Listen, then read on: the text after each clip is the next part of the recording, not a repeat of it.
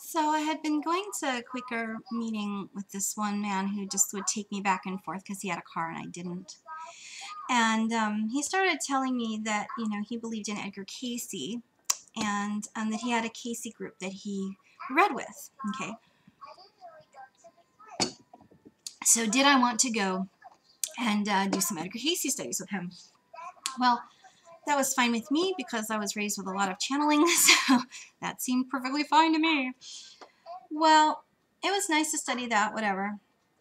You want to, give credence to it or not. But then we ended up moving on to another channeled work, which is called A Course in Miracles. They had never studied it before in this group, and it was my friend who actually had first seen the book, and everyone else had said, sure, let's go ahead and study. So, if it weren't for the fact that I had gotten to study this book, I would have had to have met my husband in a different way. So I kind of think that no matter how many minutes I ever wasted, and I do mean wasted, learning this book, it led to a greater end, so that's nice. It is a channeled work, it does connect to Jesus, la la la. Let's see if I can even remember the tenet of it. It's something like, nothing real... Only love is real. Nothing unreal can hurt you.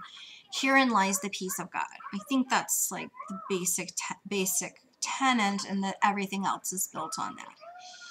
Some things are congruent with the Bible, and other things are kind of like, oh no, it's time to tweak it. And then there's other things that are like completely like different altogether and not useful and even harmful. But depends on where people take an end. I mean, even the Bible can be used in bad, mean ways. So, you just kind of think about who is using it and why they're using it and that kind of thing.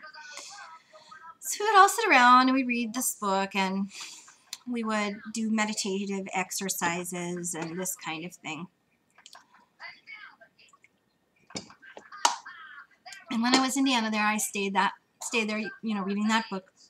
And I really think that I thought for a fairly good time that that was probably going to be like my new agey belief or whatever. So when I moved from Indiana, I moved out to California, and I think that I studied with that. Must have been probably 2 years, and that is the location where I did end up meeting my husband's mother. We would sit around, and after we would read, sometimes we would try to interpret and figure out what was being said and that kind of thing. And we never talked about personal things at all, so I didn't know anything about this woman named Jean or whatever. And at one time she did bring her daughter, actually 2 times I believe. But I actually had thought at one time, oh, all she had was a daughter, because otherwise she would have brought her son or whatever. And that, oh well, that's the end of that. Well, and she never mentioned him or anything. Well, there was one time when Jean had asked a question, and while it was being answered, I did see what I thought was an angel, like just passing through her. And the second that it passed through her, she got the understanding of the answer to her question. So whatever you want to think about that. After that, I had such a love for her that I made a prayer. And it's very against what I thought of, but I'll explain that one later maybe. My thought was, oh my God, if she had a son, I would love to marry him. Now, like I told you, I didn't know she had any kids, or at least not even a son. And, people who I was involved with, I never would have ever come to fruition. I didn't think that, our circles would have crossed, so to say. So when it was that I did meet her husband, it was completely out of context from her, and I didn't know of their relation at all.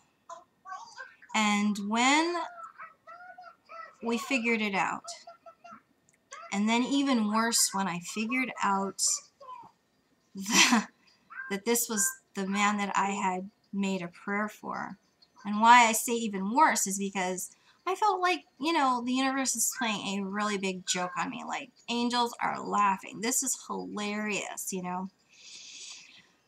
But at the time, it did not feel comfortable or comforting. It instead felt like, ante up, you know, like, okay, you're going to ask for this. You're going to really ask for this prayer, and then I'm going to give it to you. And then you're not going to take what you've said that you wanted or accept what I'm giving to you because this person doesn't fit the package that you wanted it to be in. You know, and I thought, well, I guess I really do have to ante up. I really do have to, you know, if I want to keep playing this game, like you can't make deals with God, you know, then I better, you know, they say like put up or shut up, whatever, then I better, you know, acquiesce to that because obviously there's something here that I have to really take notice of. It's not something that I can easily dismiss. And that was incredibly difficult for me to do because on sight, I did not like this man. I wanted nothing to do with him. Not only did I not care for him, I did not like him outright. And I thought physically that he was absolutely repulsive. I thought he was ugly. Now, don't get me wrong. Now I think he's completely gorgeous and like the most amazing, beautiful man ever. But first impressions can be misleading.